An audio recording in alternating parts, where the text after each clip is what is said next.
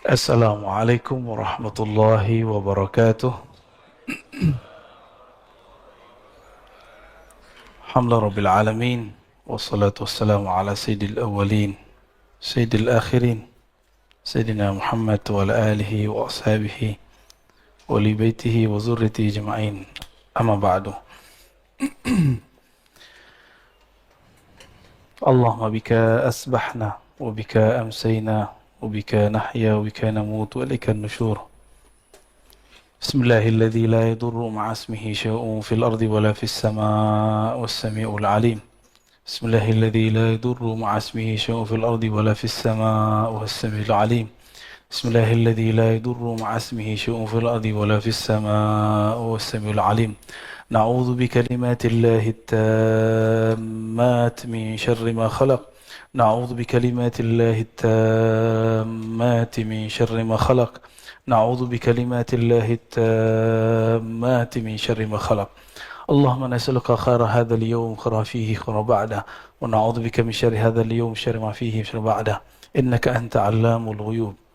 Amin ya rabbal alamin.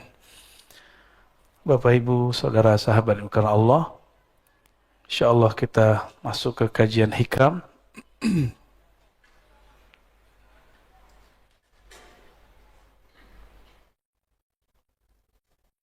Insyaallah kita masuk ke hikam yang 48 dan 49 ya.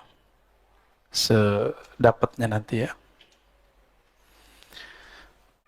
Mari kita baca surah Al-Fatihah. Semoga Allah membuka pikiran hati kita semua dan memberkahi pengarang kitab ini, Al-Arif Billah Ibn Athaillah As-Sakandari. Al-Fatihah. A'udzubillahi minadh-dhalimin. Bismillahirrahmanirrahim. Alhamdulillah. Iyyaka na'budu wa iyyaka nasta'in. Ghairil maghdubi 'alaihim waladdallin. Beliau mengatakan min alamati mautil qalb. Tulisannya jelas ya. Min alamati mautil qalb. Yang ini dia, yang saya kasih bintang. Min, di antara alamat, tanda-tanda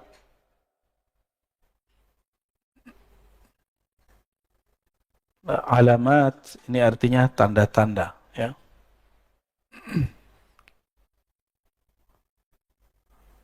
Jadi udah jadi bahasa Indonesia.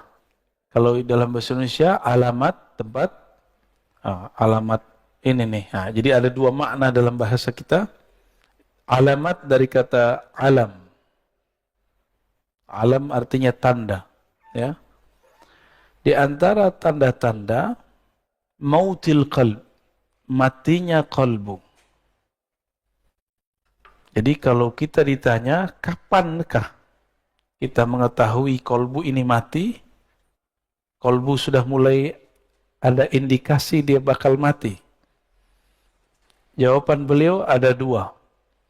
Yang pertama, adamul huzni, tidak ada huzn. Masih ingat nama kitab La Tahzan? Nih, huzn. Kata bendanya huzn. Tidak ada rasa sedih ala ma fataka minal muwafaqat, terhadap taat yang engkau luput mengerjakannya. Ala ma fataka, terhadap yang telah luput darimu minal muwafaqat, daripada ketaatan. Ya, muwafaqat artinya ketaatan. Kita nggak tahajud atau nggak sempat witir, tapi nggak ada perasaan sedih. Bukan putus asa, sedih. Ya. Berarti kolbunya ada indikasi mati. Mati separuh lah, ya, mati seperempat lah. Ini mulai hati-hati. Apalagi yang disebut muwafaqat. Tahajud itu taatnya badan. Taat nafsiyah namanya. Muwafaqat ya. Ada yang di badan. Ada yang di akal. Kajian-kajian yang bermutu, kuliah-kuliah yang bermanfaat, itu amal juga, taat juga, tapi taat akliyah. kita tidak mengikuti kajian-kajian bermutu, kuliah-kuliah yang bermanfaat, dan tidak merasa menyesal, nggak merasa sedih, berarti akalnya mati, gitu. Ya, malam tadi witir nggak? Witir itu kalau di torikot saya wajib, bukan fardu, wajib. Jadi saya membedakan fardu dengan wajib. Fardu 5 waktu. Kenapa disebut wajib? Karena Nabi SAW, idza tarakahu qadah. Nabi jika meninggalkannya, Nabi mengqadanya. Dan mengqadanya lebih serius daripada salat-salat yang lain. Kalau salat yang lain itu masih ada opsi-opsi dari beliau. Dan wajib ini juga bisa diartikan sesuatu yang didisiplinkan. Jadi Nabi mengqada amal-amal sunnah yang sudah dibiasakan. Zikir pagi petang, ketinggalan nama kita, diqada enggak? Nah, zikir pagi petang ini sebenarnya ada tipsnya kalau kita lagi sibuk. Zikir pagi petang itu yang inti adalah subhanallah, alhamdulillah, la ilaha illallah, Allahu akbar, la haula wala quwata illa billah, salawat 100. Semuanya 100. Antum lagi sibuk 10-10. Sibuk juga, yaudah satu napas deh baca 7 kali. Ya. Subhanallah, alhamdulillah, alhamdulillah. Yang penting ada zikirnya, pagi, sore, pagi, sore, pagi, sore. Tapi kita sesibuk apa sih? Hah? Kayaknya punya kesibukan apa gitu. Adakah sesuatu yang lebih menyibukkan dari Allah Subhanahu wa ta'ala? Apakah ada sesuatu yang lebih besar daripada Allah Subhanahu wa ta'ala? Saya capek, saya nggak sempat witir. Ya salah. Ya. Bisa capek-capek untuk dunia, tapi tidak mau berlelah payah untuk akhirat. Wajar kalau nanti di akhirat jadi miskin. Karena di dunia tidak mau kerja keras untuk akhirat. Orang yang malas-malas waktu mudanya, tuanya gimana? Ya kismin. Susah nanti, menyusahkan orang dia nanti. Orang-orang yang tidak belajar di masa mudanya, tuanya dia juga nyusahin orang alim. Tapi orang alim ini senang disusahin. Ya. Seperti orang tua senang kalau anaknya manja. Selama dia masih sanggup. Tapi, apakah itu berlanjut terus? Maka wajar Al-Quran itu nggak bicara ibtaghi minad dunya, ibtaghi dunya. Enggak, cari dunia, enggak ada ayatnya. Yang ada cuma ibtaghi fima atakallahu daral akhirah. Yang kamu cari akhirat, yang kamu berlelah, bersusah payah itu akhirat. Maka temukanlah akhirat kita di dalam pekerjaan. Saya sering menyebutkan, Bapak Ibu, temukan akhirat di dalamnya. Ada akhirat di dalam kerja kita. Tahmu di dunia, jangan kamu lupa. Nasib. Nasib bahasa Arab artinya jatah. Al-Quran cuma mengatakan, jangan lupa. Bukan berarti 50-50. Ini banyak juga ustadz nih nggak ngerti bahasa Arab, coba-coba nafsir. Ini dalil 50% akhirat, 50% dunia. Itu mentafsir dengan hawa nafsu. Dalam Al-Quran, siapa yang mentafsir birra'yihi, falitabawwa maq'adahu minan nar. Yang mentafsir sesuai dengan ra'yunya, hawa nafsunya, maka siap-siap tempat duduknya dari neraka. Ya, dari api. Hawa nafsu itu bisa hawa nafsu diri, hawa nafsu kelompok. Ini hati-hati nih. Ini hari tanggal berapa? Ini banyak juga orang lagi rame nih. Ya. Saya sudah jelaskan di banyak kesempatan dan saya nggak mengulang di sini ya. Dan nanti jangan ditanyain ya Pak Mirwan ya.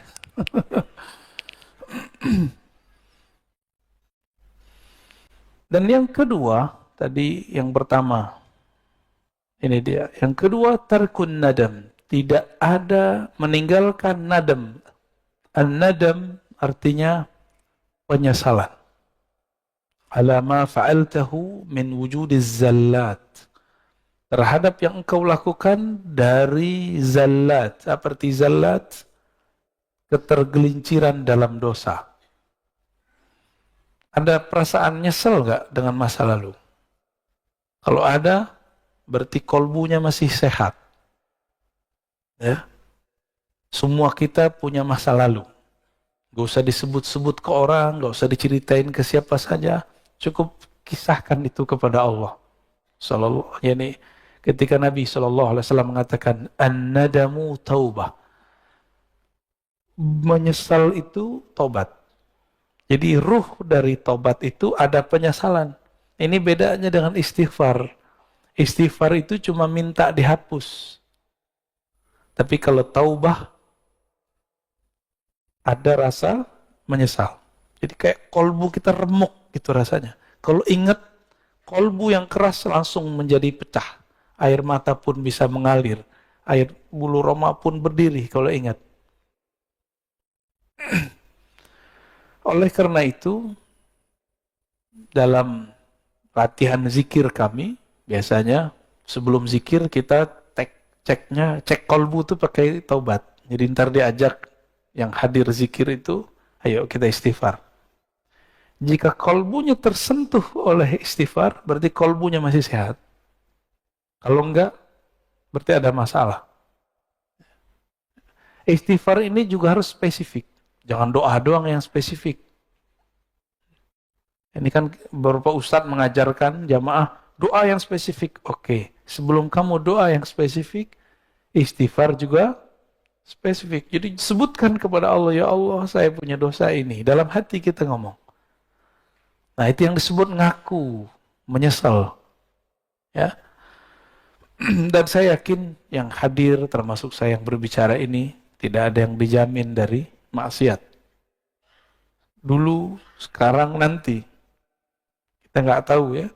Oleh karena itu, buang-buang jauh rasa diri ini suci. Berarti kalau begini, orang-orang yang merasa sok suci, itu kolbunya mati. Walaupun zahirnya taat. Orang yang merasa sok suci. Siapa lagi? Orang yang merasa paling benar. Orang yang merasa paling benar tidak akan pernah menyesali perbuatannya. Benar nggak? Nah, ini sisi lain. Kalau tadi dosa zahir, sekarang dosa intelektual, dosa spiritual. Salah satu dosa spiritual, indikator kolbunya mati, dia tidak pernah menyesali pemikirannya. Tidak pernah insaf. Tidak pernah mundur, merevisi kata-katanya. Seorang Rasulullah masih merevisi kata-katanya, apalagi cuma seorang ustadz. Apalagi seorang pimpinan. Rumah tangga kah, suami istri, kita harus membuang ego itu. Jangan sok perfeksionis mengatakan, saya kalau begini ya begini. Itu namanya keras hati, bukan pendirian. Kalau jelas salah, katakan salah. Oh, berarti saya salah. Kok kolbu susah untuk mundur? Barangkali kita kurang mencahayai kolbu dengan nama Allah Al-Latif. Maka saya menyarankan diri saya sendiri dan antum semua baca nama Allah Ya Latif.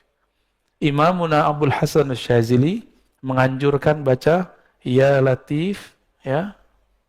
Ya Latif. Itu 129. Baru ada efeknya. Ya Latif, Ya Latif, Ya Latif. Wahai yang maha lembut. Wahai yang maha halus. Mata dipejam, dipanggil Allah dengan hati. Dan rasakan kolbu kita akan lama-lama lembut, lembut, lembut, lembut. Ya. Nanti antum akan gampang minta maaf. Jadi orang yang susah minta maaf, tuh ya latifnya kurang. Ya. Ini biasanya nih, ibu-ibu ya, selalu benar ya. Kata bapak-bapak. Tapi saya ketemu kok perempuan yang gampang minta maaf. Tapi kalau kata kawan kita, kelar loh sama perempuan. Tapi itu bukan diskredit perempuan ya. Mungkin perempuan ini terlalu halus. Wallahu a'lam bishawab. Nah, Tapi Allah yang lebih halus, yang maha halus, pun menyebut dirinya afuwun, ghafurun, ghafarun. Ghafurun, ghafarun. Allah menyebut dirinya afu, maha pemaaf. Kenapa kita nggak pemaaf? Saya heran ada tokoh agama ngomong kalau kita disakiti, kita balas lebih jahat lagi. Kalau ada orang berbuat baik, kita balas lebih baik. Itu setan ngomong begitu. Separuh benar, separuh salah. Kalau ada orang menyakiti, tidak balas menyakiti, itu baru waliullah. Ya, kita dihujat nggak balas menghujat, ente wali. Wali Allah kan la yakhafuna laumata laim. Dia tidak takut cacian orang yang mencaci. Karena dia sibuk kolbunya dengan Allah. Mau orang caci maki, mau orang puji, kolbunya sibuk dengan Allah Subhanahu wa ta'ala. Ketika ada orang memujinya, dia memulangkannya kepada Allah. Jika ada orang mengkritiknya, mencacinya, maka dia pulangkan ke dirinya. Oh, mungkin aku yang buruk ya Allah. Mungkin ini teguran darimu. Maka seorang kekasih Allah, jikapun dia dicaci, dia dimaki, dia dikata-katain, dia tidak lihat antum yang ngata-ngatain. Yang dia lihat, mungkin ini teguran dari Allah Subhanahu wa ta'ala. Atau mungkin ini ujian. Saya emosi atau tidak? Ya. Gimana? Antum dicaci maki? Emosi, panas ya? Biasa aja lah ya. Rasulullah Shallallahu Alaihi Wasallam itu makhluk yang paling banyak dicaci. Benar. Oh, di Quran lengkap. Majnun, asatirul awwalin, dolla. Macam-macam. Nabi itu gila. Adakah cacian yang lebih tinggi dari gila? Gak ada, itu paling tinggi udah. Agak rendah dikit, asatir, awwalin. Suka mendongeng. Rasulullah ini suka membawa kisah-kisah masa lalu. Bahkan itu menjadi perintah di Quran. Waqsusil qasasa. Bagi mereka ini dianggap sebagai dongeng. Dongeng apa lagi nih, gitu ya. Terus kalimat berikut, la ya'zum az-zanbu 'indaka 'azmatan tasudduka an husnil dhanni billah. Nah, ini beliau lagi ngasih harapannya. La ya'zum az-zamb. Tidaklah dosa itu jadi besar. 'azmatan, benar-benar besar, tasudduka an husnil dhanni billah. Jika engkau menghadapkannya dengan husnuzan kepada Allah Subhanahu wa ta'ala. Fa inna man 'arafa rabbahu istasghara fi janbi karamihi zanbah. Orang-orang yang kenal Allah, maka di sisi Allah dosanya jadi kecil. Ini ilustrasinya gini. Kalau kita punya cucu, punya anak, punya saudara, punya teman, nyenggol di jalan, atau jatuhin gelas di rumah, dia tamu kita, tamu teman lama, atau anak sendiri, jatuh gelas, digampar nggak? Minta ganti nggak? Anak sendiri, atau teman dekat, tamu. Tapi kalau bapak lagi masuk ke resto, ibu lagi masuk ke resto, mecahin gelas, ganti nggak? Karena nggak kenal transaksinya. Saya beli, ya saya bayar, saya jual gitu. Nggak kenal. Coba kalau kenal, digratisin nggak? Gratisin. Beberapa kali kita makan di mana digratisin. Pas mau bayar, udah ada yang bayarin pak. Ternyata sohibnya, ya. Ternyata sohibnya di samping kita nggak kenal, tapi dia kenal sama teman-teman saya, nggak jadi bayar. Enak, tapi jadi nggak enakan. Mau datang lagi, wah nggak bayar nih. Jika kita kenal seseorang, dia berbuat salah, kita maafkan. Jika kita hubungannya, kita penjual, dia pembeli, kita gratiskan. Kalau antum kenal Allah, sorga Allah nggak jual, Allah kasih. Tapi orang yang tidak kenal Allah, dia memikirkan, dia membayangkan bahwa dia sedang beli surga. Ya, antum mau beli surga dengan salat subuh tadi yang nggak khusyuk itu, ya, dengan zikir-zikir yang kacau balau itu, dengan tahajud yang tidak disiplin, mau beli surga, yakin? Dengan sedekah yang terbersit, ingin ditambahkan 70 kali, 700. Sholawat, pengen beli mobil. Yang kayak gitu mau beli surga. Ngacak dulu kita ya.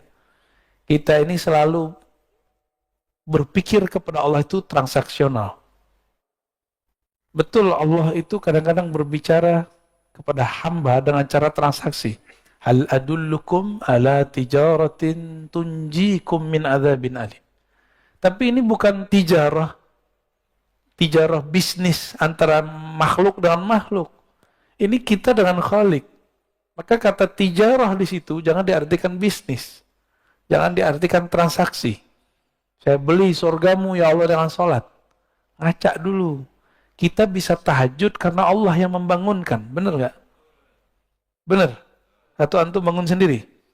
Cobain aja alarm 10 kali. Kalau Allah bilang nggak bangun, nggak bangun. Benar? Beberapa kali kita begitu. Nabi SAW sendiri pun tidak memiliki dirinya. Ketika beliau katakan kepada Bilal, "Hai Bilal, tolong jaga." Bilal mengatakan, "Siap." Karena ini lagi di luar, lagi habis perang. Lupa mengatakan insya Allah. Tertidurlah Nabi dan para sahabat. Bilal tertidur ketika bersandar dengan tongkatnya. Nah, itu Rasulullah. Rasulullah aja nggak bisa ngelawan. Nah, ini juga bukan menghibur antum yang tiap hari telat bangun ya. Jangan salah paham. Enak amat. Ini kata kunci. Man arafa rabbahu. Siapa yang kenal Allah, maka istasghara, menjadi kecil di sisi karamih. Ada kata kuncinya, karam. Kemuliaan, kemurahannya. Karena Allah ini pemurah, Allah ini kaya. Maka kesalahan kita dianggap tidak salah. Tapi kenal dulu. Ada orang gak percaya kalau kita ingat Allah, Allah ingat kita. Kalau kita salawat ke Nabi, Nabi kenal kita. Ada yang gak percaya, Pak? Ya, aliran macam apa itu? Kolbunya sejahil apa itu? Nabi mengatakan, "Man shalla alayya sallallahu alaihi asyara marrat." Yang salawat kepadaku sekali, Allah bersalawat kepadanya 10 kali. Orang yang mengucapkan salam kepada Nabi, Nabi mengatakan, "Raddallahu alayya ruhi." Allah kembalikan rohku. Fa'arudda hatta arudda alaihi salam. Selalu aku membalas salamnya. Berarti Nabi kenal gak? Nabi kenal. Dalam hadis yang sahih riwayat Imam Bukhari, ya, bahwa Nabi SAW mengatakan, "Inna a'mal ummati uridat alayya." Atau uridat alayya a'mal ummati. Amal umatku ditunjukkan kepadaku. Nabi kenal sama kita. Ada seorang sahabat yang sirru Rasulullah, sirnya Nabi, ketemu dengan sahabat lain. Begitu juga Salman ketemu sahabat yang lain. Dan mereka kenal, padahal belum pernah ketemu. Apa kata sahabatnya? "Arafa ruhi ruhak." Rohku kenal rohmu. Jadi sahabat-sahabat udah bicara ilmu roh dulu. Kita yang udah telat ya. Sampai sekarang orang masih bertanya, wah Nabi aja gak dikasih kok tentang ilmu roh. Itu salah tafsir. Yang tidak diberi itu ahli kitab. Coba perhatikan. Yas'alunaka 'anir ruh. Mereka bertanya kepadamu mengenai hakikat alif lam ar-ruh. Ya. Lalu ada lafaznya wa ma utitum minal ilmi illa qalila. Tidaklah kamu diberi. Siapa kamu? Antum. Antum itu yang nanya tadi siapa? Ahli kitab, Yahudi. Tidaklah kamu wahai Yahudi diberikan ilmu ini kecuali sedikit. Maka sampai hari ini Yahudi pasti mencari orang yang bisa mengurai ilmu ruh. Jika ketemu bukan bagian dari mereka, bunuh. Musuhi, serang. Begitu. Diserangnya bagaimana? Oh, sekarang cara mereka menyerang pakai orang dalam. Ustadz lawan ustadz. Kiai lawan kiai. Bukan wali lawan wali, Pak. Wali setan lawan wali Allah ya. Ya. Kalau wali Allah nggak mungkin perang dengan sesama wali Allah. Sayyidina Umar dilaporkan oleh orang bahwa ada sahabat Rasulullah Ahlul Badar mabuk-mabuk. Udah dijilid itu dipukul. Terus orang ini mengatakan, yang lapor, wahai Umar, ya Amirul Mukminin, laknat saja dia. Kata Umar, ente boleh hukum dia secara fisik, tapi tidak boleh melaknatnya. Fa innahu yuhibbullaha wa rasulah. Dia sangat cinta kepada Allah dan Rasulnya. Jadi Umar membedakan hukum zahir dengan hukum batin. Hukum zahirnya kalau dia salah dihukum, diiqab, kena sanksi. Tapi batinnya kita nggak boleh main. Batinnya urusan dia. Umar ngerti, apa kata Umar? Hati dia cinta kepada Allah dan Rasulnya. Yang laporin ini yang masalah nih, hatinya nggak hidup ini. Fa inna man arafa rabbahu, ya. Siapa yang kenal Allah, istasghara, maka di sisi Allah menjadi kecillah zanbah, dosa-dosanya. Maka ada ungkapan dalam sebuah riwayat, man nazarallahu ilaih lam yu'azibhu abadan. Siapa yang Allah pandang dia sekali saja dengan rahmatnya, maka Allah tidak akan menyiksanya selama-lamanya. Maka orang-orang Ahlul Badar ini kan dipandang Allah sekali waktu Badar. Allah tidak akan pernah menyiksanya. Umar tahu itu, maka Umar tidak berani bermain hukum batin, hukum rohani. Dia cukup main hukum zahir. Ya, itu peminum loh Pak. Pemaksiatnya zahir, nggak ada urusan sama politik. Ya. Sayyidina Umar beda pilihan, beda sikap dengan Ali. Mereka jontok-jontokan. Tapi dalam bab kemaslahatan, Umar dan Ali sepakat. Suatu kali Umar Ibn Khattab radhiyallahu ta'ala anhu ingin keluar kota, memimpin pasukan langsung. Datang Ali pakai kuda. Apa kata Ali? Ya Amirul Mukminin, jika engkau mati di tengah jalan, lalu siapa yang ngurus Madinah? Ini tanda Sayyidina Ali tidak nafsu jadi khalifah. Tidak seperti yang diklaim banyak orang. Ini hadis sahih. Apa kata beliau? Jika kamu nanti perang dan engkau mati di tengah jalan, engkau mati di medan juang, lalu yang ngurus kami siapa? Kami masih butuh engkau, wahai Umar. Kira-kira begitu.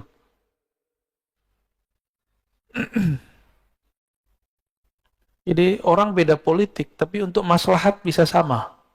Antum sudah berapa tahun nih beda politik, kok sampai sekarang masih tengkar aja? Ya? Katanya ngaji hikam, ya. Ngaji hikam tapi hati masih keras. Lembutinlah hati sedikit ya. Baik.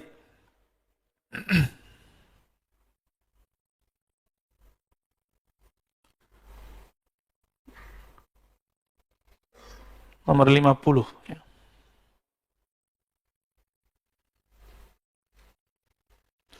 La saghirata, tidaklah dianggap dosa itu kecil, idza qabalaka adluh, jika engkau datang kepada Allah lalu dia menuntutmu dengan keadilannya. Jadi jangan pernah minta keadilan Allah.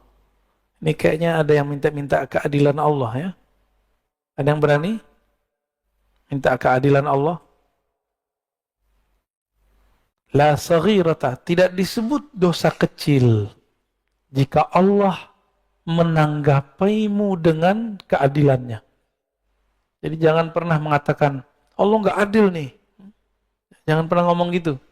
Kok kita yang kena corona? Kok zaman kita yang kena corona? Gitu. Jangan ngomong gitu ya. Orang yang berbicara seperti itu berarti nggak kenal Allah. Bahwa Allah itu sudah banyak memberi rahmat untuk kita. Allah itu sudah banyak maafin kita lah Pak. Di zaman dulu, satu dosa itu langsung diikop. Sekarang udah berapa kali dosa kita lakukan, Allah nggak langsung ikop. Maka ini Allah kasih kesempatan supaya tidak mengulang kembali. Kalaupun terulang, balik aja lagi ya. Jangan kemudian putus asa. Tidak ada kata putus asa kepada Allah. Ini dia, adil. Oleh karena itu, Imam Abul Hasan Al-Asy'ari mengatakan, mintalah rahmatnya. Jangan engkau pernah minta keadilannya. Minta rahmat Allah, maksudnya gini, saya dengan sholat saya tadi, saya nggak yakin Pak bisa masuk surga. Kalau Allah nih hitung-hitungan adil dengan kita, Allah akan bilang, kamu sholat aja nggak khusyuk, terus minta surga. Dibuang Pak. Pasti dibuang. Kemarin makan minum, baca doa nggak? Beneran? Lupa kan? Di awal sama di akhir. Itu aja lupa. Allah itu pengen selalu diingat. Inilah sisi yang kita sebut feminimnya Allah. Allah itu maha feminim. Bukan seperti, ya inilah yang Allah titipkan kepada perempuan. Perempuan kalau kekasihnya tidak ingat dia ngambek. Gitu. Maka Allah mengatakan, ghayur, aku pecemburu yang sangat cemburu. Jadi jangan coba-coba minta Allah pakai keadilannya. Tapi mintalah Allah dengan kemurahannya. Wala kabirata. Tidak disebut kabir, dosa besar, kabirah. Jadi orang Arab itu kalau nyebut dosa, itu cukup sebutkan kata besar, lalu tambahin ta marbutah. Indikasinya negatif. Yang besar, apa yang besar? Sesuatu yang negatif. Tidak disebut dosa besar jika dia menerimamu dengan fadluh, kemurahannya, dengan anugerahnya. Seorang ayah, ibu melihat anaknya yang salah, itu pakai keadilan atau pakai kemurahan. Jadi kemurahan hati orang tua, maka dia kemudian memaafkan itu anak. Jika seorang ayah kepada anak-anaknya seperti itu, apalagi Allah kepada hambanya. Allah itu lebih sayang kepada kita daripada orang tua. Ya. Sama orang tua sayang-sayang, tapi tongkarnya selalu. Ya. La saghirata ila qabadaka adluh. Tidak disebut dosa kecil jika Allah menerimamu dengan keadilan. Tidak disebut dosa besar jika Allah menerimamu dengan kemurahan. Ya, maka kita selalu mengatakan Allahumma inna nas'aluka rahmatak. Ya Allah, kami minta kemurahan rahmatmu. Jangan katakan ya Allah inna nas'aluka adlak. Kalau Allah mau mengasih keadilan, maka semua manusia berhak disiksa kecuali para nabi. Hanya para nabi lah yang betul-betul adil. Dan para wali. Tapi para aulia pun mengatakan kami ini pendosa. Nabi pun mengatakan kami ini pendosa. Seorang nabi mengatakan tidaklah masuk surga seseorang kamu kecuali dengan rahmatnya, bukan dengan keadilannya. Kalau dengan keadilan ditimbang dulu amalnya. Nah, ini rahasia sebenarnya. Kalau Allah ingin memasukkan seseorang dalam surga dengan keadilannya, maka Allah akan menimbang dengan detail, dengan rigid. Tapi kalau Allah sudah ingin memasukkan seseorang ke dalam surga, maka orang itu ditimbang, dihisap, tidak rigid. Ini yang disebut dalam hadis. Wa yuhasabu, dalam Quran juga ada, wa yuhasabu hisaban yasira. Maka Nabi sampai di ayat itu berdoa, Allahumma hasibna hisaban yasira. Dan di akhirat, si hamba dihisap dengan hisap yang yasir. Yang ringan, yang mudah. Jadi kalau kita, biasanya nih orang-orang lembaga-lembaga yang diakreditasi, petugas akreditasi datang. Kalau udah kenalan, teman sesama kuliah nih, jadi rektor gitu ya, atau jadi direktur. Gimana? Yaudah tahu sama tahu aja deh. Aku tinggal beres, siapin borangnya, udah kita pulang. Langsung dikasih nilai A+, karena sudah kenal. Jadi makanya orang yang memberi akreditasi ini nggak boleh satu, harus lebih dari satu. Supaya ketika dia kenal, dia memberikan kemurahannya tanpa objektif, harus ada juga yang galak-galak dikit gitu. Ya. Beruntunglah kalau punya lembaga, lalu yang melakukan akreditasinya kenal. Ada juga yang lucu. Ada seorang kepala sekolah, dia udah ketakutan, akreditasinya belum benar.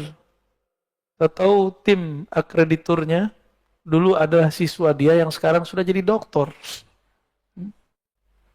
Ya, cium tangan ketemu, ya beres. Ya, nggak ada masalah, Pak. Langsung nilainya A. Kenapa?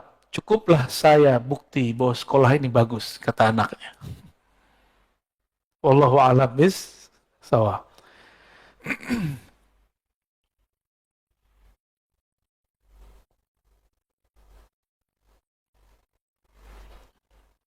Masih lanjut? Semangat amat ya. Oke, kita lanjut ya, 51. Ini kayaknya hikam terbanyak nih. Ya.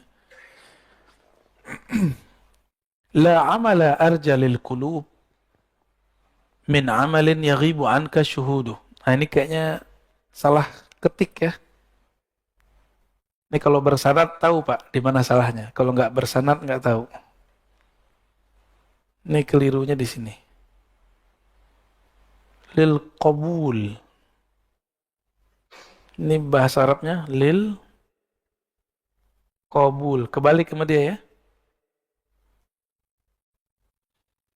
Tidak adalah amalan yang diharapkan untuk lebih diterima. Qabul. Qabul bahasa Arab. Para masyaikh, para habaib kalau penutupan pengajian, penutupan doa, qabul gitu ya. Gabul. Kalau habaib hadrami ngomongnya gabul. Kalau kiai-kiai yang fasih bahasa Arab, qabul. Qabul diterima. Nggak tahu entah cocok logi entah apa, nasinya namanya kebuli. Ya. Sepertinya cocok logi yang cocok ya.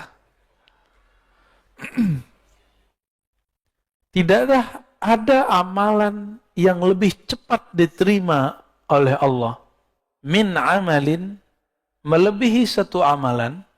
Amalan yang mana? Yaghibu anka syuhuduh. Ini cara nerjemah. Kalau ada yang bisa bahasa Arab, ini kata kerja, ini fa'ilnya, yang bekerjanya. Dahulukan. Ininya subjek, ini predikat. Jadi dalam bahasa Arab dibalik-balik. Amalan yang penyaksianmu terhadap amalan itu yaghib, hilang. Maksudnya apa? Kamu sholat tapi tidak merasa dirimulah yang sholat. Kamu sedekah, kamu merasa itu adalah harta dari Allah. Kamu guru, sukses mendidik murid, bukan kamu yang merasa dirimu sukses mendidiknya. Tapi itu adalah titipan dari Allah, dan Allah lah yang mengakhirat jiwanya. Kamu punya jasa, ngurus masjid, bangun yayasan, bikin pesantren, tapi kamu tidak memandang kamulah yang beramal. Nah ini pesan juga untuk para pengurus masjid ya, biar nggak makan hati amat ya. Pak Mirwan udah pensiun ya? Waduh. Amal yang paling berat di tengah masyarakat itu ngurusin fasilitas bersama. Yang kita sebut wakaf lillah. Kan ini milik Allah.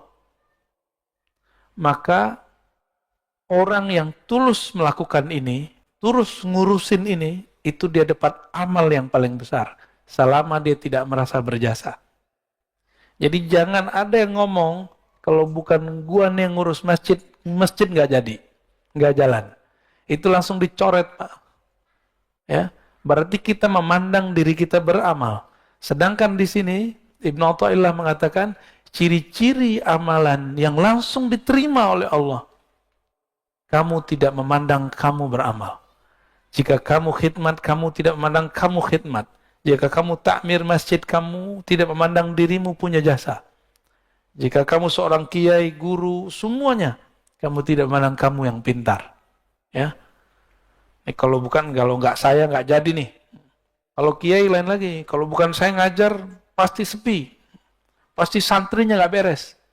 Itu perasaan-perasaan begitu. Dia sedang mengambil hak-hak Allah Subhanahu wa ta'ala. Yang berhak ngomong begitu cuma Allah. Dan dulu para sahabat Nabi radhiyallahu ta'ala anhum, ketika mereka perang Khandaq, perang Khaybar, ada 3 perang. Itu ada namanya Amir ibnul Aqwa. Itu baca syair. Begitu juga Abdullah bin Rawaha. Apa syairnya sama? Laulaka anta ma sallayna mahtadaina. Ya Allah, jika bukan karena Engkau, ya Allah, kami tidak dapat hidayah, kami tidak dapat melaksanakan sholat. Nabi di hadapan mereka. Jadi Abdullah bin Rawaha, Amir bin Al-Aqwa bersyair depan Nabi dan para sahabat pun ikut bersyair. Nabi pun ikut berdendang. Jadi Nabi ini suka seni, Pak. Makanya ulama-ulama pewaris para Nabi itu kolbunya pasti ada nilai seninya. Orang-orang yang keras hatinya, bukan pewaris Rasulullah, itu mengharamkan seni secara mutlak. Ya, agak keras, kaku. Ya. Sudah paham antum maksudnya? Ya. Tahu sendirilah ya. Saya dulu pernah mengharamkan musik dan itu hampir 5 tahun. 3 tahun sangat keras, 2 tahun berikutnya proses mulai menerima dalam syarat tertentu. Akhirnya sampai hari ini nggak bisa main musik, Pak. Alhamdulillah. Karena dulu mengharamkan semua. Nah, sekarang kita pilah-pilah, ya, sesuai dengan hadis Nabi Shallallahu Alaihi Wasallam bahwa Nabi memilah-milah. Ada syair yang haram, ada syair yang makruh. Ada 5 hukum syair itu. Haram, makruh, mubah, bahkan dianjurkan, bahkan ada yang wajib. Syair-syair jihad yang dulu dibaca oleh Abdullah bin Rawaha itu wajib dikemenangkan kembali. Inilah yang dihidupkan oleh Sultan Al-Muzaffar, dibaca kembali ketika umat Islam di zaman itu diajak jihad melempem semua. Maka beliau bacakan syair-syair itu dalam sirah-sirah Nabi. Inilah awal maulid Nabi di tengah umat Islam Sunni, bukan dari Syiah. Ya, ini masjid ini ada maulid nggak kemarin? Ada. Alhamdulillah. Ya. Wa yuhtaqaru 'indaka wujuduh. Dan dianggap remeh di sisimu wujud amalmu. Nah, ini ciri-ciri orang yang amalnya diterima 2 aja. Dia tidak memandang beramal dan memandang jasa-jasanya kecil. 2 aja. Nah, kita masuk yang mana? Ya. Saya kaget di beberapa masjid itu pengurus-pengurus lama itu ngomong, Ustadz, naik tuh alisnya. Kalau bukan karena saya, ini masjid tidak jadi. Ya salah. Ini masjid Allah. Ente nggak ada juga Allah jadiin ya. Cuma nggak mungkin saya ngomong begitu sama dia kan. Ya tersinggung dia. Sebenarnya saat itu saya tersinggung.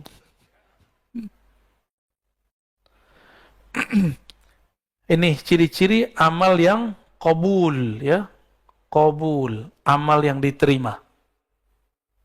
Jangan dibaca kubul ya. Terhilang wawunya. Kubul tempat keluar berak tuh. Ya. Nauzubillah, jangan salah baca ya. Inilah yang disebut dalam ilmu ma'rifatullah fana fillah. Yang orang sering nyebut fillah, bener gak? Gaya kayak ngerti aja ya. Sering nyebut begini gak? Fillah, lillah, billah. Kalau nggak ngerti, gue jangan baca lah, malu kita. Ya, lillah aja, gampang. Fillah jangan sebut. Fillah ini berat. Fillah itu dalilnya wa man jahada fina lanahdiyannahum subulana.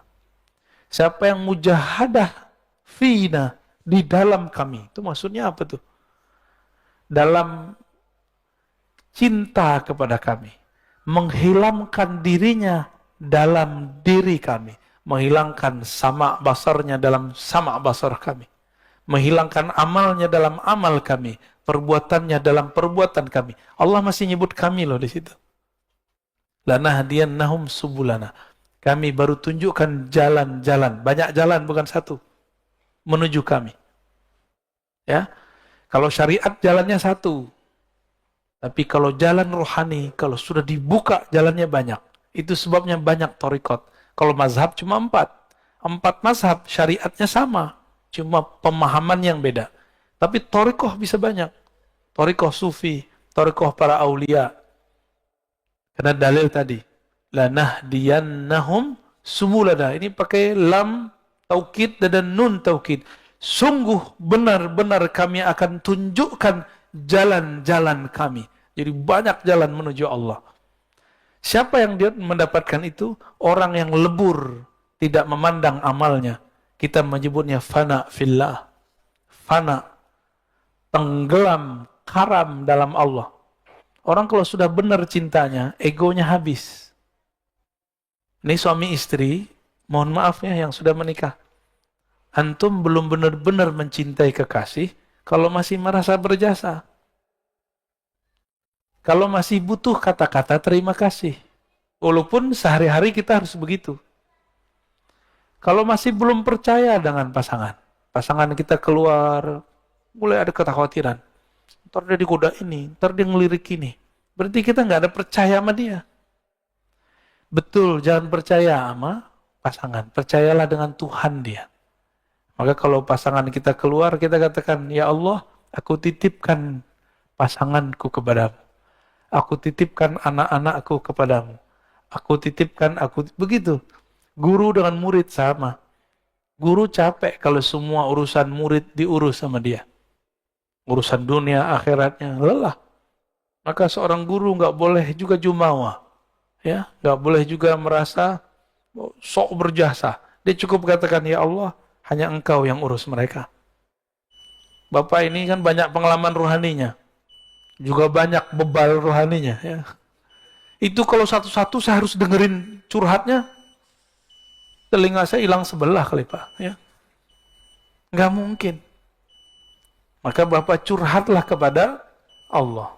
Saya pun mendoakan semoga kita diterima oleh Allah Subhanahu wa Ta'ala. Udah syuruk Pak. Jadi ciri-ciri amal diterima apa? Jadi ilmu tasawuf, ilmu mengetahui amal diterima apa enggak. Nanti antum coba lihat. Barusan subuh merasa soleh enggak? Merasa dapat pahala dunia dan seisinya enggak dengan sholat sunat tadi? Aneh enggak yakin. Orang takbir aja enggak jelas. Takbir aja ngantuk-ngantuk. Ya.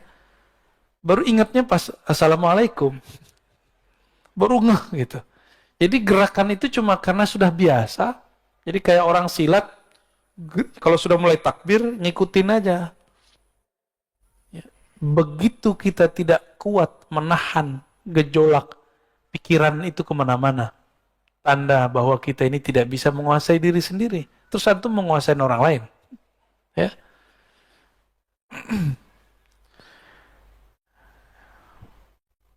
Kita tambahlah dikit ya. Innama awrada alaika al-warid. Ini ada istilah namanya warid. Ada wirid, ada warid. Ini dua ya. Ini dua hal yang beda. Apa arti warid? Nah, dari warid kita mulai. Warid itu anugerah rohani yang Allah berikan. Bahkan tidak hanya rohani, juga materi. Itu warid. Orang-orang ahli hikmah ini bukan hikmah yang hikmah rohani, tapi hikmah kebatinan. Mereka mencari warid dengan mencari kesaktian. Baca ini, kamu begini. Maka muncullah ada mahabbah Sulaimaniyah, ilmu pelet Sulaiman. Bacanya ayat supaya orang tunduk. Apalagi ada namanya pukulan sakti. Itu dibaca ke tangan, inna batsya rabbika lasyadid. Tembus. Tar tangannya kalau mukul orang kayak Nabi Musa. Sekali pukul mati. Antum mau yang begitu? Mau yang begitu? Nanti kalau perang sama Dajjal boleh. Kalau sekarang masa mau temenan sendiri? Oke, nggak segama sama saya. Nggak segama kan masih sebangsa. Ya? Masih senegara. Atau masih sesama manusia. Nah, jadi warid itu anugerah. Wirid itu amal yang dirutinkan. Apa arti wirid? Nah, warid bisa jadi bukan berarti kesaktiannya. Bisa kesaktian, bisa kesejahteraan. Tapi itu zahir. Baca waqiah supaya harta melimpah. Saya mau tanya sama antum. Kalau antum gak baca waqiah, rezeki udah ada belum? Berarti waqiah untuk apa? Maka sekarang hikmahnya jangan hikmah rendahan. Hikmah itu ada dua. Hikmat al-batiniyah, ya, ad-daniyah. Hikmah kebatinan yang rendah. Ada hikmah al-batiniyatul ulya, al-a'la. Hikmah yang tinggi. Apa hikmah yang tinggi? Saya sadar, tanpa saya baca waqiah pun Allah sudah kasih jatah rezeki. Lalu waqiah itu untuk apa? Ternyata waqiah itu diajarkan oleh para ulama dari dulu. Di situ ada ayat-ayat tauhid. Tentang akhir zaman, tentang surga neraka. Lalu di situ ada tentang tauhid. Ada 4 pertanyaan. Paham di situ, orang akan mengerti hakikat rezekinya. Di situlah baru rezeki terasa lancar. Itu rahasia al-waqiah, ya. Arti wirid apa arti wirid tadi? Amalan yang sudah dirutinkan, diulang-ulang-ulang. Ya.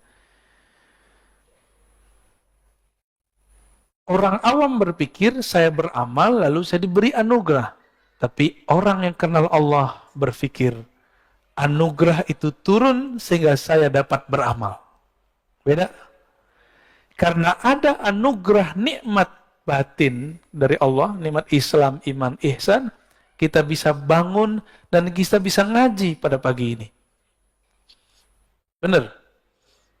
Jadi antum bisa bangun pagi ini, itu karena 3 nikmat tadi, Islam, iman, ihsan. Kalau nggak ada nikmat ihsan, nggak akan tahan. Ya. Bangun jam berapa tadi Pak? Ada yang jam 2, ada jam 3. Ya. Yang ini tadi itu ngantuk-ngantuk gitu. Jam 1 dia bangun tadi tuh. Mau nemenin saya jam 1 dia bangun. Paling jauh nih Pak, nggak tahu. Antum ada yang lebih jauh nggak? Bekasi. Hah? Bekasinya nggak tahu, ujung kali ya. Jadi kita diberikan nikmat. Dengan nikmat itu kita bisa taat. Ini rumus orang arif billah, orang kenal Allah. Tapi kalau orang jahil billah, dia taat, merasa taat, lalu dengan taat itu dia merasa dapat nikmat. Ini kalau saya nggak sholawat nih, masjid nggak rame. Ada yang ngomong gitu nggak? Hah? Ini pesantren kalau saya nggak baca Quran nih, nggak ada cahayanya. Cahaya itu turun dahulu ke dalam hatimu, baru kamu bisa baca Quran. Jangan dibalik. Karena nur itu jatuh ke dalam kolbumu, barulah kamu bisa bangun di pagi ini. Baru bisa kemudian mendengarkan taklim. Kira-kira seperti itu ya. Jadi jangan GR. Nah, maka dikatakan di sini, innama aurada alaikal warid. Allah memberikan warid litakuna bihi alaihi waridan, supaya kamu dengannya warid itu, dengan anugerah itu, alaihi terhadapnya waridan, datang. Ini waridan di sini artinya datang. Warid yang pertama artinya anugerah. Tuh, beda satu jumlah, satu kalimat, lafaznya sama, artinya beda. Kalau nggak bersanad, nggak bisa paham. Inilah nikmat bersanad. Kita bisa memahami sesuatu tanpa perlu keliru ya. Jadi warid yang pertama, anugerah rohani. Warid yang kedua, kamu datang kepada Allah SWT. Nah, tadi saya mengatakan apa? Karena nur itu turun kepada kita, kita bisa sholat tahajud. Bukan karena kita tahajud, kita dapat nur. Gitu ya. Nur apa yang ada di kolbu? Ternyata disebutkan di dalam surat At-Taghabun. Siapa yang percaya kepadanya. Mamay yu'min billah. Percaya aja sama Allah. Allah akan bimbing kolbunya. Bimbingan kalau nggak pakai cahaya, nggak bisa. Ya. Allah kasih nur. Coba Bapak Ibu, kalau nggak ada cahaya, bisa lihat nggak? Nah, cahaya batin itulah anugerah hidayah dari Allah Subhanahu wa Ta'ala. Inilah nikmat yang mesti kita syukuri. Ini terakhir ya.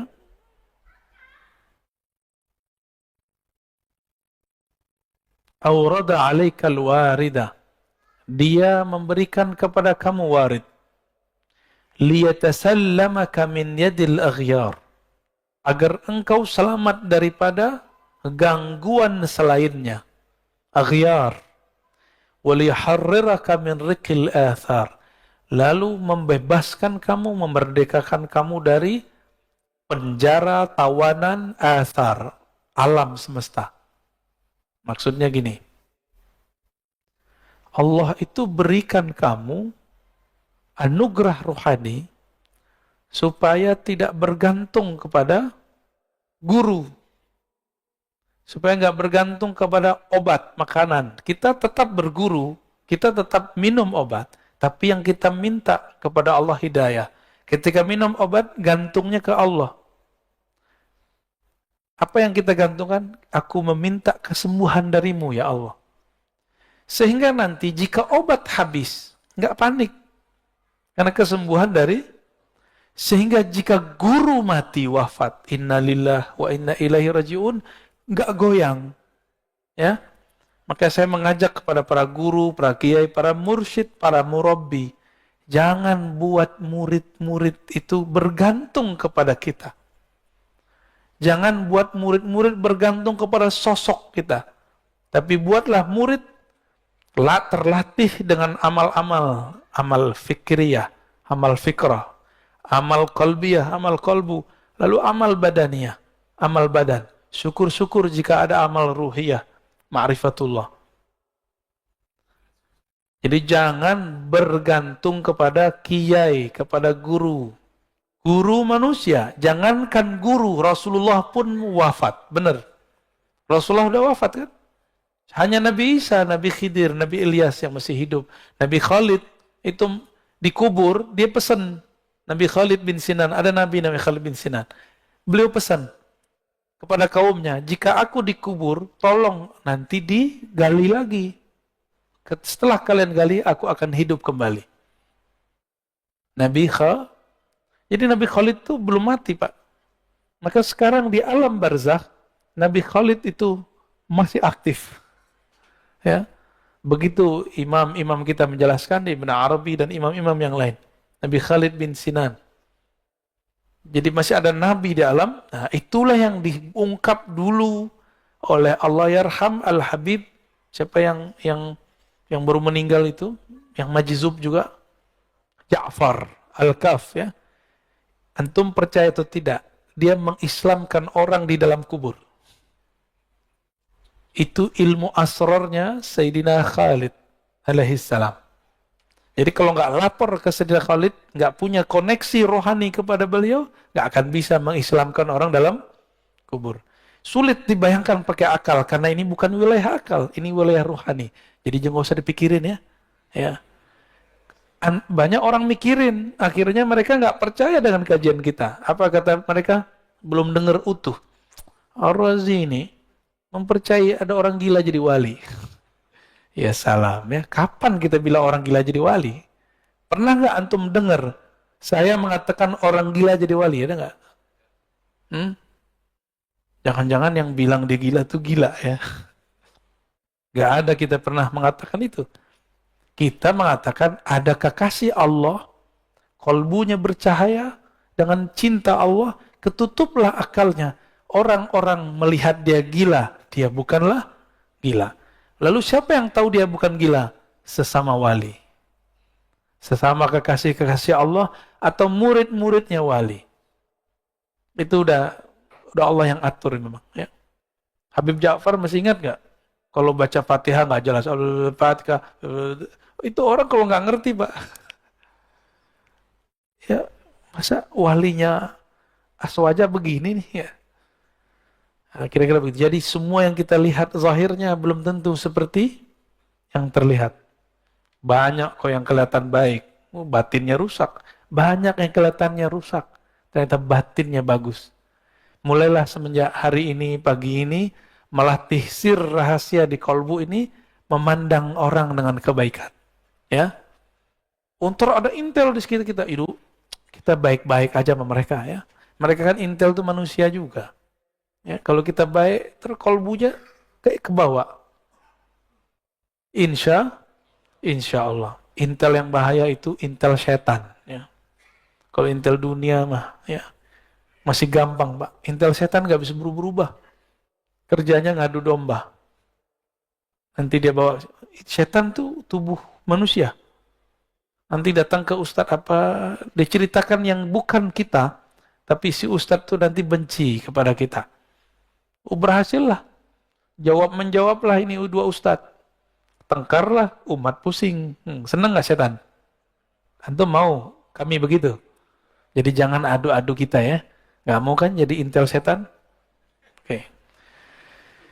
Baik Bapak Ibu yang melakukan Allah, sahabat-sahabat semua, di pagi yang penuh berkah ini, di hari yang mungkin ada saudara kita yang sedang merayakan hari mereka, kita tidak usah ribut di situ ya. Kita ributkan apakah kolbu ini kenal Allah. Siapa yang kenal Allah, fakullu yaumin 'id. Setiap pagi rasanya hari raya. Ya, tidak perlu nunggu Idul Fitr dan Idul Adha. Mungkin ada dua pertanyaan, silakan satu dari laki-laki, ikhwan, akhwat. Satu ya, silakan satu dan belakang dua ya. Silakan.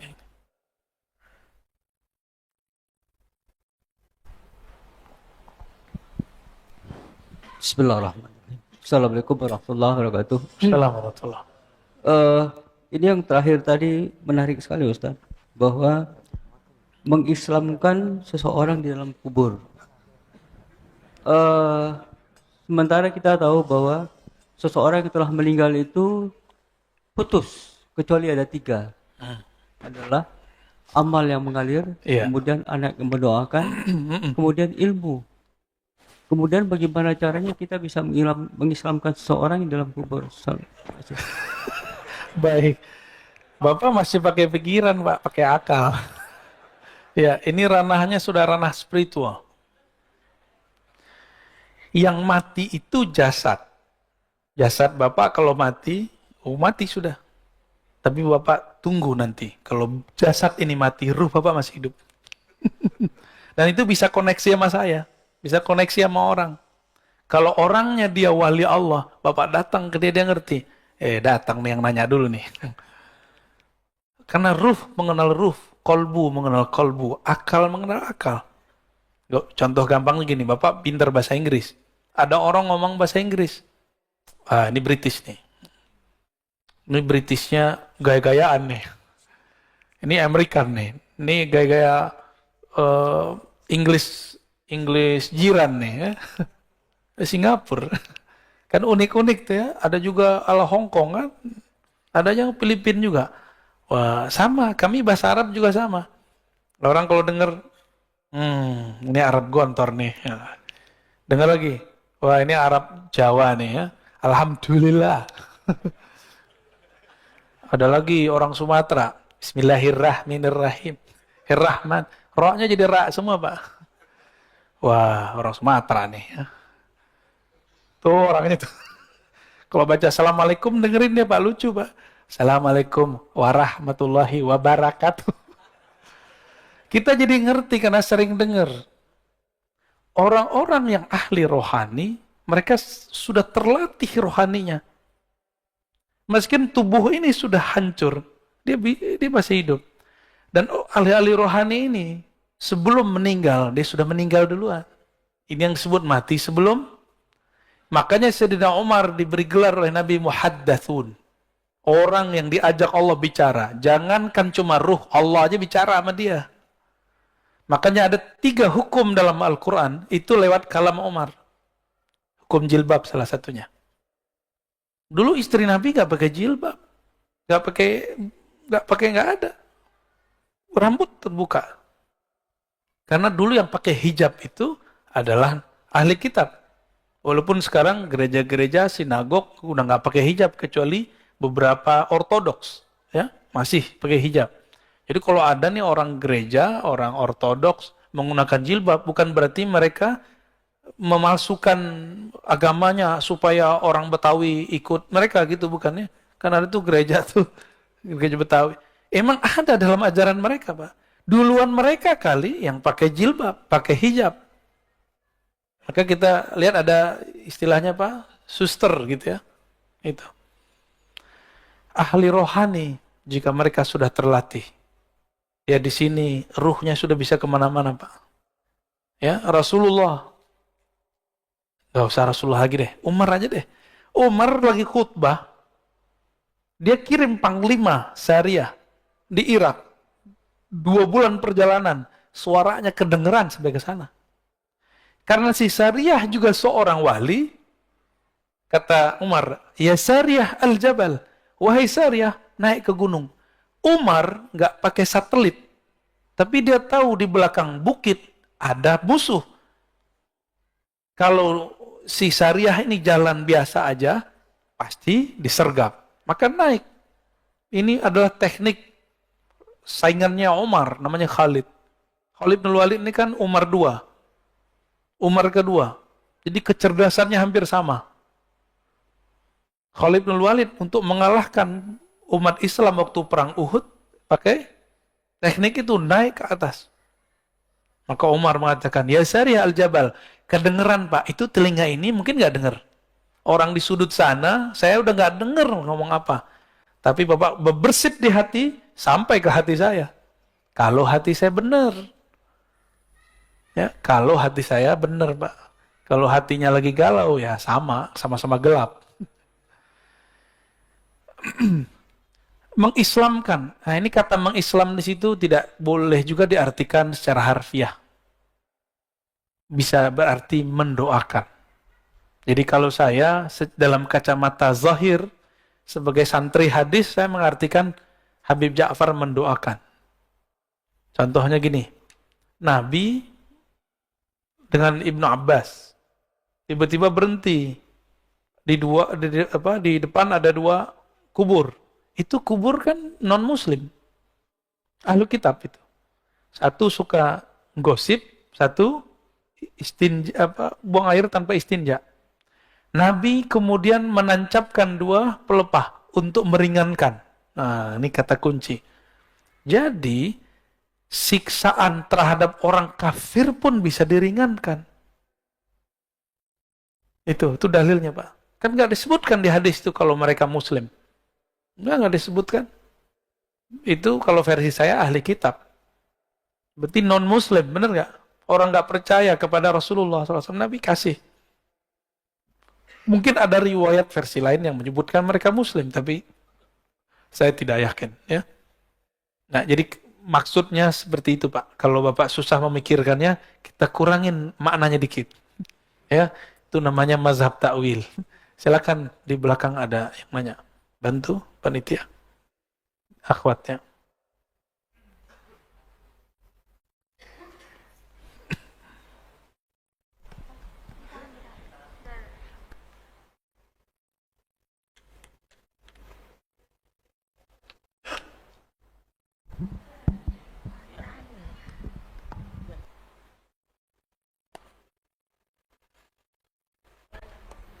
Assalamualaikum warahmatullahi wabarakatuh. Waalaikumsalam warahmatullahi. Terima kasih yang diberi kesempatan kepada saya. Alhamdulillah. Semoga sehat Buya. Amin. Ya Rabb. Sekeluarga. Amin. Amin. Ya Rabb. Ada yang mau saya tanyakan.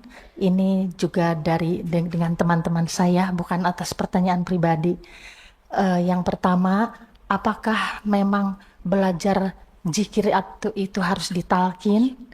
Dan oleh siapa nanti ditalkinnya? Misalkan kami ini teman-teman ada niat ke sana.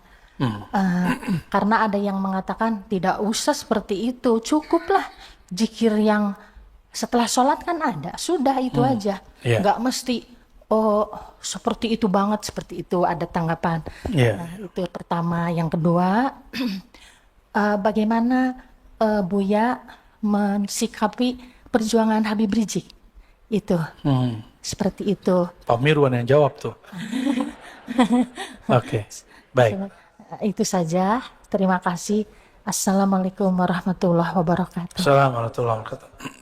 Yang pertama, yang kedua kalau sempat ya. Yang pertama tentang talqin.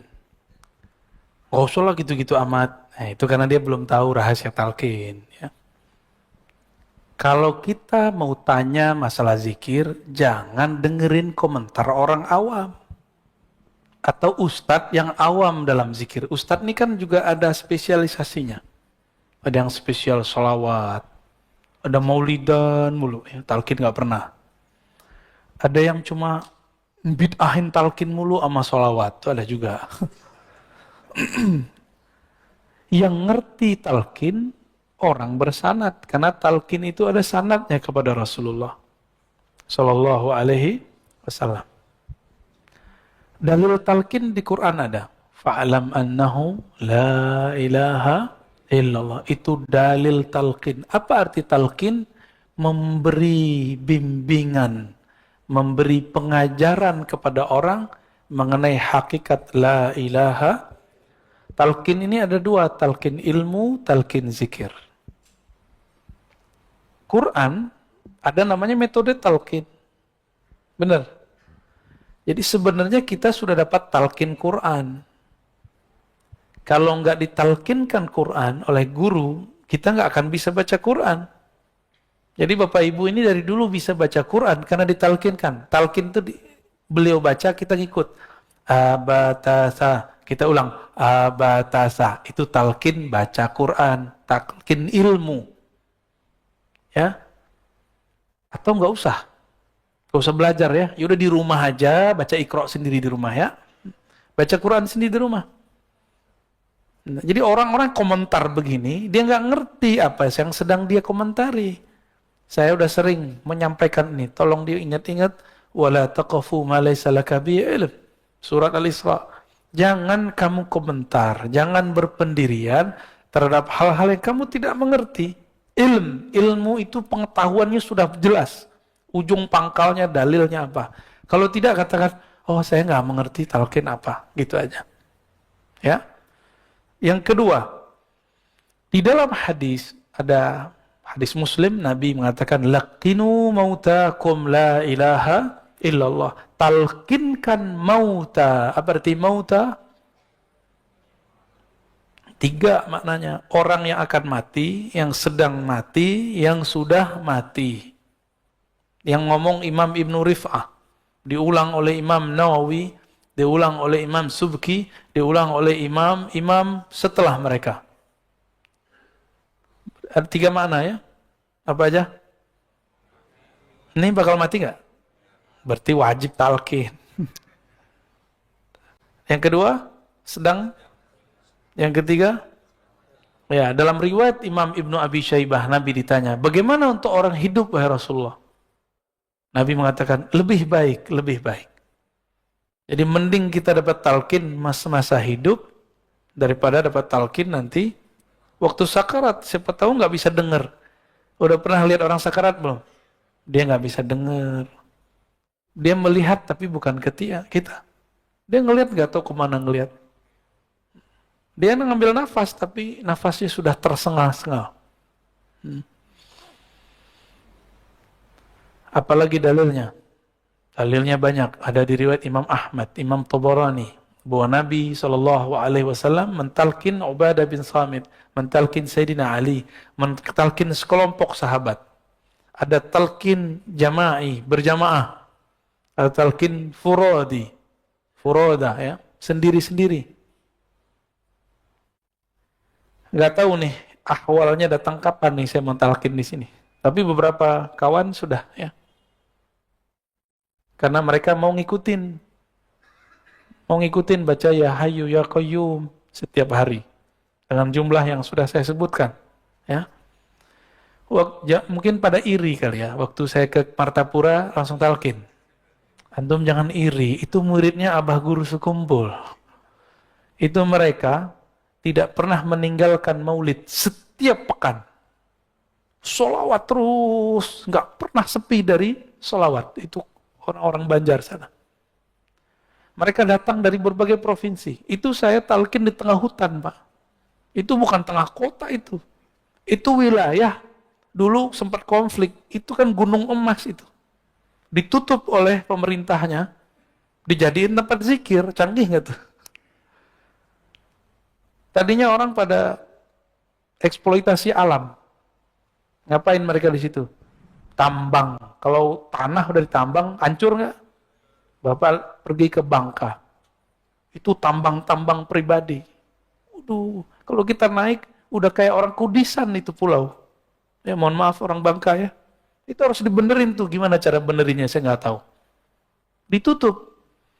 Nah kemarin kita buat zikir. Saya tadinya nggak tahu. Tapi ketika datang, kok udaranya enak.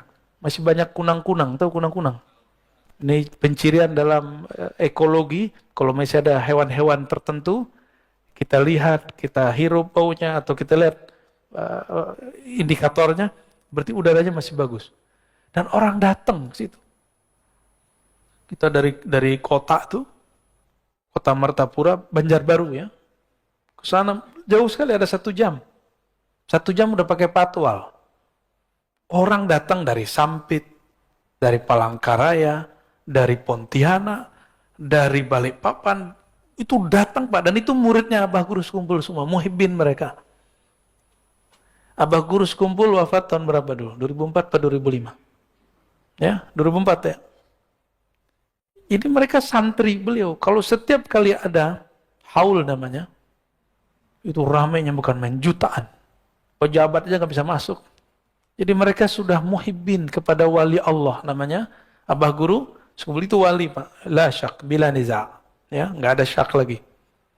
Karena wali itu penciriannya bukan kesaktian, tapi kenal kepada yang mengangkat dia jadi wali. Siapa yang angkat dia jadi wali? Allah. Kenalnya, ma'rifatnya luar biasa. Kemudian yang ketiga, di sana murid beliau, salah satunya Tuan Guru Wildan namanya, itu sudah mengijazahkan talqin secara ilmu hadis. Lah saya malulah, guru kita sudah mentalkin ijazah, tapi saya kok nggak ngasih talqin gitu. Antum doa aja lah ya, yang banyak. Semoga nanti aneh mau talqin di sini ya. Ya, insya Allah sekali sebulan kalau umur kita panjang, kita nanti akan ada masa kita talqin zikir di sini. Ya, tahu kenapa saya belum talqin juga? Karena masih ada sir yang masih belum terima, masih ada mikir. Kayak tadi, ya zikir-zikir aja kayak habis sholat gitu. Dia lupa, dia zikir ba'da sholat, itu juga ditalkinkan oleh imam. Itu talqin tuh, imam mengatakan, Astagfirullah, itu talqin itu Pak. Cuma talqin am, bukan talqin khas. Talqin yang dimaksud talqin khas, walaupun berjamaah. Ini berjamaah nih, tapi tekniknya khusus. Kalau imamnya baca sendiri, kita ngikut. Kalau khas, dibimbing kata per kata, lafaz per lafaz. Insya Allah, ya doa aja lah ya. Kalau nggak sempat ya, semoga husnul khotimah semua. Bagaimana dengan Al-Habib Rizik Syihab? Antum sudah tahu mauqif pendirian saya. Saya mencintai semua Habib. Semua Habib saya cinta. Mau Habib alim, Habib jahil, saya cinta. Mau Habib berpolitik, Habib tidak berpolitik, saya cinta karena dia zuriat Rasulullah Sallallahu Alaihi Wasallam. Tapi saya punya pendirian, saya juga ngaji, mereka juga ngaji. Mungkin kami beda guru. Dalam beberapa mazhab pemikiran mungkin kami berbeda dengan Habib. Boleh nggak? Habib sama Habibnya beda. Habib Quraisy Shihab beda dengan Habib Rizik. Habib yang sering isi di sini, Habib Jindan beda dengan Habib Rizik. Maka pro kepada salah satunya bukan berarti pro kepada kebenaran. Itu mahabbah antum aja. Senangnya pergerakan yang mana? Saya terbebas, terlepas dari semua pendirian keagamaan atau politik mereka. Saya cuma mengatakan, ana uhibbukum ayuhal habaib. Aku cinta kepada kalian semua. Karena Nabi SAW mengatakan, ahibbu ahla baiti hubban li. Cintailah ahlu baitku karena engkau cinta kepadaku. Karena saya memandang nasabnya Habib Rizik, nasabnya Habib Jindan, semuanya zuriat Rasul. Di darah mereka ada darah suci Rasulullah SAW. Karena hormat kepada darah mereka, nasab mereka, maka kita cinta kepada mereka. Tapi tolong bedakan cinta dengan fikrah. Ya, kita doakan semoga Habib-Habib kita dijaga oleh Allah. Dalam perbedaan mereka, dalam perseteruan mereka, semoga Allah tetap merahmati kita semua. Negeri ini kalau nggak ada habaib, nggak ada Islam. Itu Wali Songo. Semuanya yang masih diperdebatkan ini Sunan Kalijaga. Apakah beliau zuriat atau tidak? Ya. Semuanya zuriat Rasulullah Sallallahu Alaihi Wasallam. Paling ada Prof. Slamet Mulyana dulu klaim itu keturunan Cina. Kalaupun dia campuran, tapi nasab ayahnya zuriat Rasulullah. Sunan Gunung Jati, namanya apa? Asy-Syarif, pakai alif lam. Asy-Syarif Hidayatullah. Kenapa disebut Sunan Hidayat Jati? Ini Jati orang Cirebon. Jati, Zati. Sunan yang mabuk dalam ma'rifat zat Allah. Maka nama beliau Sunan Hidayat. Hidayat zat Allah. Itu maksudnya. Itu bukan cocok logi, Pak. Beliau nggak pernah nanam pohon jati, nggak ada.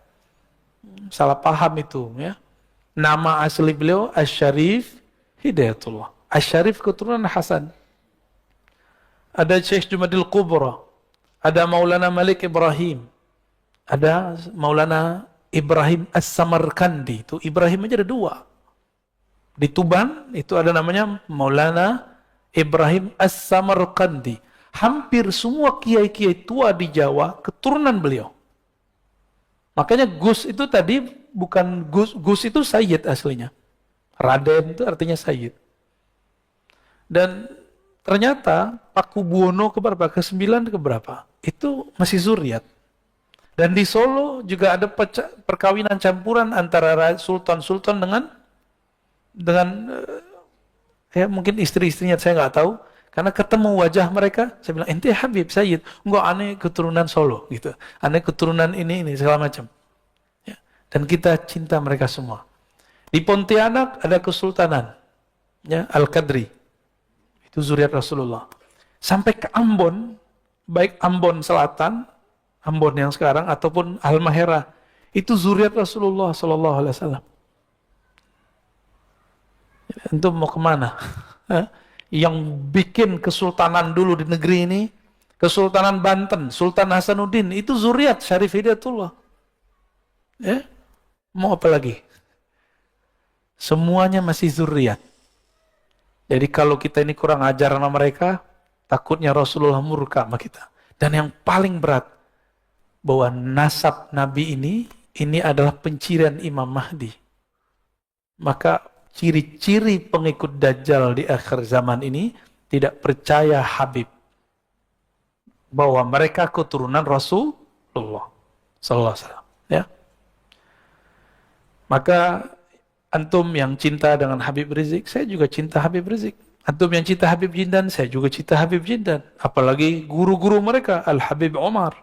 Ya, ada di Jawa Timur, Habib Taufik. Tapi saya juga cinta dengan Habib Quraisy Shihab. Ya.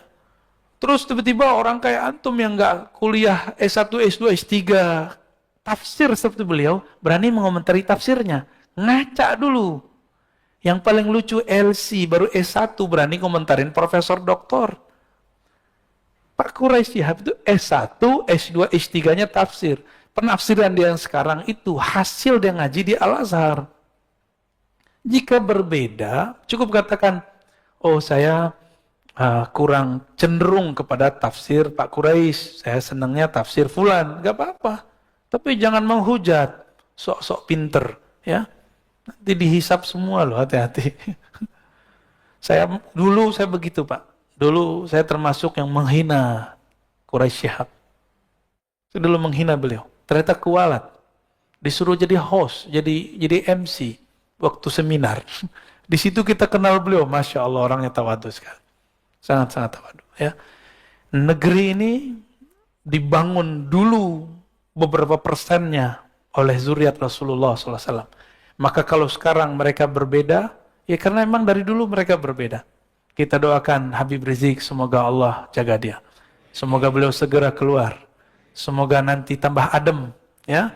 Semoga nanti para Habib kita pergerakannya bertambah mesra. Amin ya Rabbal. Untuk para habaib, mari kita bacakan Al-Fatihah. A'udzubillahi bismillah. Iya kenapa? Shiratal ladzina an'amta 'alaihim ghairil maghdubi 'alaihim waladdallin. Amin. Demikian Bapak Ibu, ya. Saya tidak berbicara politik, tapi di belakang politik aja. Semoga kajian ini diberkahi Allah, kita yang hadir semuanya dipandang dengan ridhonya, dengan rahmatnya. Amin ya rabbal alamin. Mohon maaf atas salah dan kurangnya. Allahumma salli ala nabiyyina Muhammad, subhanakallahumma wa bihamdika, asyhadu an la ilaha illa anta, astaghfiruka wa atubu ilaik. Assalamualaikum warahmatullahi wabarakatuh. Inna ummati ya'tuna yaumal qiyamati gurran muhajjalina min atharil wudu